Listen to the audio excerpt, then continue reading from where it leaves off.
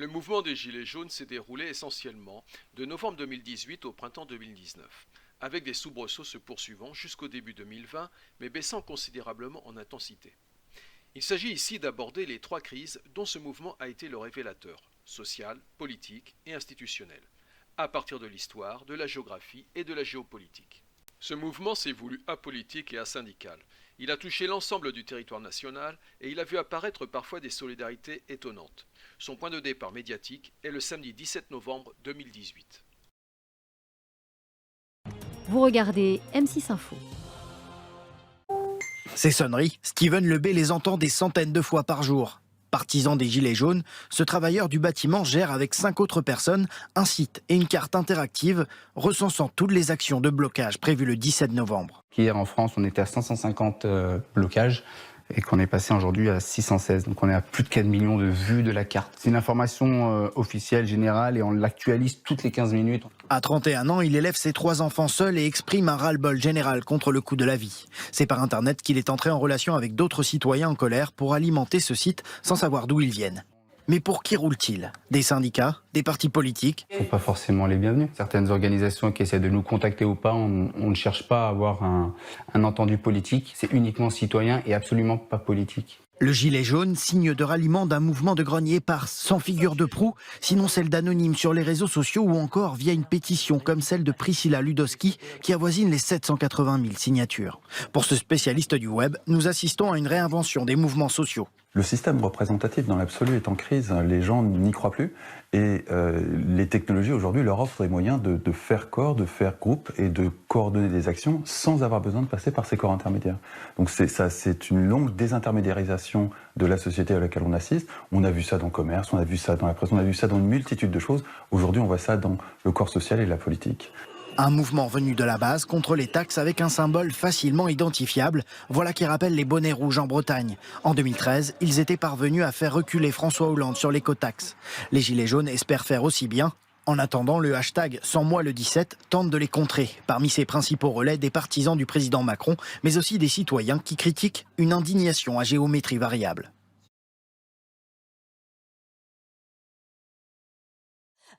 Depuis Savigny-le-Temple, on est en direct avec vous, Priscilla Ludowski. Merci de nous répondre ce soir. Vous êtes Gilets jaunes, vous êtes l'auteur de cette pétition pour une baisse des prix du carburant à la pompe qui a recueilli au moins 900 000 signatures. On est certainement au-delà désormais. Est-ce que vous avez entendu tout d'abord Christophe Castaner un peu plus tôt dans la soirée dire ceci, il appelle à la fois à la responsabilité, au respect mutuel, il est très clair, il dit en gros continuer à manifester mais sans atteindre la liberté de circuler et nous allons rétablir l'ordre. Alors oui, j'imagine que de toute façon c'est de son rôle d'adresser ce type de commentaires puisque effectivement lorsqu'il y a des manifestations il peut y avoir des débordements et forcément les forces de l'ordre doivent travailler, on doit les laisser travailler, j'ai pas de problème avec ça. Que ce soit cette manifestation ou une autre, il y a toujours ces risques-là et nous en tant que porte-parole, on appelle pas au calme mais au respect mutuel et on transmet comme message de ne pas répondre aux éventuelles provocations des personnes qui ne viendraient que pour nuire, parce qu'il y en a toujours, et surtout qu'il n'y ait pas de violence vis-à-vis que ce soit des automobilistes ou des usagers qui participent pas, enfin des citoyens qui ne participent pas à la manifestation. Priscilla Ludowski, Emmanuelle Wargon, secrétaire d'État auprès du ministre de la Transition écologique, est avec nous ce soir sur le plateau. Elle réitère le message du gouvernement, à savoir qu'il y a en définitive un ordre à respecter. Cette taxe, elle existe parce qu'il y a aujourd'hui une priorité en France et il faut entendre en définitive que cette priorité, elle s'impose, même si le gouvernement, et vous nous l'avez rappelé, Emmanuelle Wargon, entend aussi vos doléances. Moi, je voudrais juste dire un mot. J'ai pas l'impression qu'il entende quoi que ce soit, à vrai dire. Hein. Allez-y. Voilà, je disais, j'ai pas l'impression qu'ils entendent quoi que ce soit, puisque voilà, ils restent sur leur lignée, tout en ne répondant absolument à aucune des questions qui figurent sur la pétition. À savoir, on nous dit qu'il faut qu'on reste sur la lignée, on a un cap, etc. Mais ce cap, s'il paraît pas cohérent, au bout d'un moment, il faut le remettre en question. Moi, je demande. Les taxes aujourd'hui elles existent, on les paye déjà, voilà, c'est pas comme si on participait pas déjà. Vous souhaitez les augmenter davantage, moi j'ai envie de vous dire pourquoi les autres acteurs pollueurs ne sont pas taxés. Ça fait plusieurs fois que je pose la question, plusieurs fois que je croise vos députés, plusieurs fois que je n'ai pas de réponse. Voilà. J'ai toujours pas de réponse à ce jour là-dessus. L'aérien n'est pas taxé, le maritime n'est pas taxé. Vous souhaitez qu'on avance dans la transition, dans ces cas-là, créer des biocarburants. Il y a des choses à faire, il y a des choses qui existent. Vous ne les proposez pas sur le marché, vous nous dirigez simplement vers un autre marché qui est l'électrique et qui n'est pas moins polluant. Vous délocalisez une partie de la pollution. Or, le but, c'est de sauver la planète. On nous a dit il y a urgence, on a 2 ans pour réagir visiblement. Or, vous ne faites rien en ce sens. Vous permettez pas aux ménages de se déplacer autrement, mais vous leur demandez de délaisser leur véhicule. À bout d'un moment, il faut être cohérent. Donc, vos discours, moi je les entends de plateau en plateau, de député en député, ils ne sont pas cohérents. Madame Emmanuelle Wargon, votre réponse? Moi, je pense que la taxation des pollueurs. La question qui nous est posée, c'est la question de la justice et de savoir comment on fait pour que chacun contribue et que pour ceux qui ont vraiment besoin de leur voiture et qui ont des bas revenus puissent aussi contribuer sans que ça pèse trop sur eux. Moi, cette question, je la comprends, je pense qu'elle est vraiment importante. Alors, à la question, est-ce qu'il faut faire contribuer tous les secteurs ? Moi, je trouve que c'est une question qu'on peut se poser aujourd'hui. L'aérien, comme vous le savez, c'est un accord international qui a posé une exemption des taxes sur le kérosène. Donc, c'est une question que vous avez raison de nous adresser. Est-ce qu'il faut rentrer dans une nouvelle négociation? Comment est-ce qu'on doit se comporter à ce sujet? Je vous dis juste que ce n'est pas une décision nationale, l'aérien. Après, quelle solution énergétique pour la France pour demain? Il n'y a pas que l'électrique, on travaille aussi sur le gaz et sur le gaz renouvelable. Ces gaz-là, ils sont produits en... Pardon. Pas en même temps, Priscilla précise qu'effectivement, d'autres pays ont déjà pris les devants en matière de taxes sur l'aérien. Mais la seule possibilité, ce sont des taxes relativement limitées uniquement sur les vols intérieurs. Je pense que si on s'attaque au sujet de l'aérien, il faut s'y attaquer globalement et avoir une discussion internationale. Mais je voudrais aussi revenir à l'interpellation sur l'électrique et la délocalisation. Pardon, excusez-moi juste de finir. Les renouvelables, ce sont des énergies qui sont produites en France. Le biogaz, il est souvent issu de la méthanisation, c'est produit en France. On travaille aussi sur la filière hydrogène. Donc, changer d'approvisionnement énergétique, sortir des énergies fossiles, aller vers l'électrique, le gaz renouvelable, les énergies renouvelables, ce sont bien des solutions qui vont créer de la richesse en France. Vous entendez, Priscilla, Emmanuelle Wargon, qui ferme pas la porte en tout cas. Mais allez-y. La porte pour moi est fermée dans le sens où on me dit que ce sont des accords internationaux qui nous empêchent de taxer le kérosène aérien, c'est n'importe quoi. C'est la convention de Chicago qui avait voulu, pour booster le transport aérien, avait mis en place cette exonération et d'année en année le secteur aérien grappille là-dessus et bien sûr le gouvernement se laisse faire. Ça c'est une chose. Le secteur maritime non plus, il n'est pas taxé là-dessus et ce sont les personnes qui vivent en région côtière qui sont pénalisées puisque le rejet de soufre les rend malades. Et ensuite on nous dit qu'on a besoin de ce budget-là lorsqu'on taxe les ménages davantage, que ça sert aussi pour d'autres choses que la transition et que ça sert à la santé. Mais dans ce cas-là, évitez de rendre les gens malades en leur proposant de respirer un air plus pur. Pour ce qui concerne l'électrique, je vous le dis encore, c'est pas moins polluant.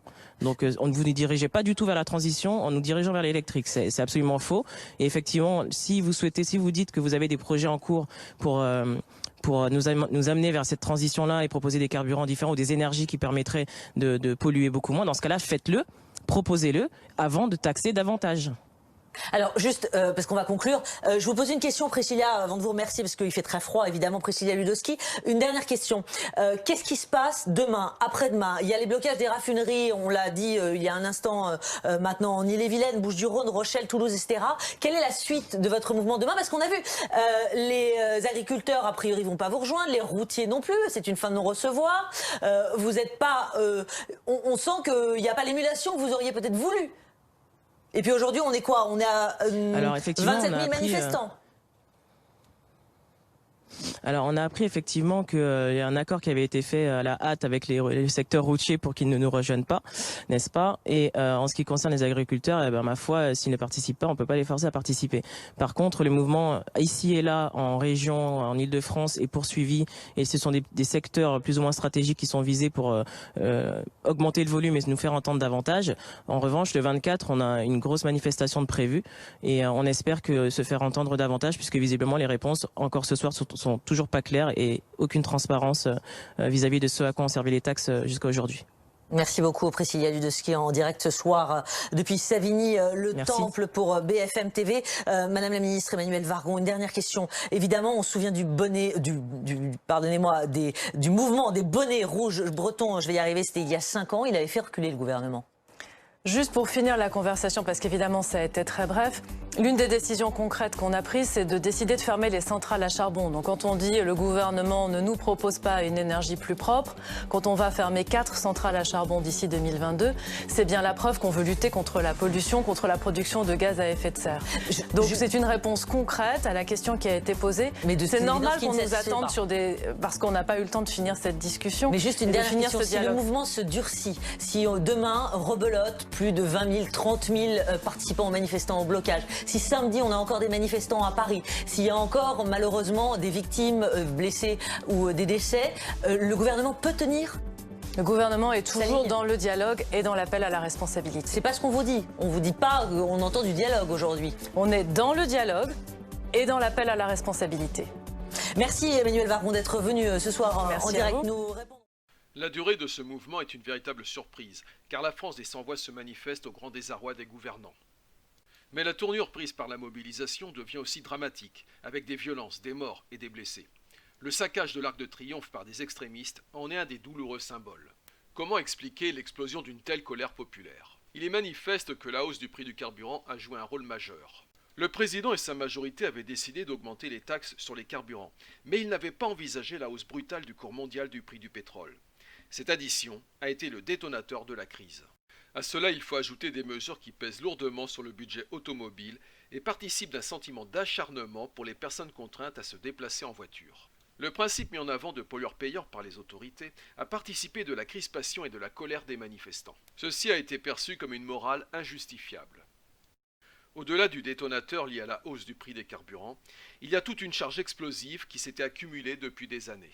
Additionnée à une mobilité mise en danger et à un portefeuille mis à mal, toutes les conditions requises pour une explosion sociale se trouvaient réunies. La grande surprise pour tous les acteurs de ce drame sociopolitique tient à la spontanéité et à la rapidité d'une mobilisation qui s'est construite avec les réseaux sociaux. Cette déchirure politique qui a mené une partie de la population et la majorité au pouvoir à s'affronter se double d'une fracture géographique évidente entre une France des grandes métropoles peu concernées et une France périurbaine dépendante de l'automobile.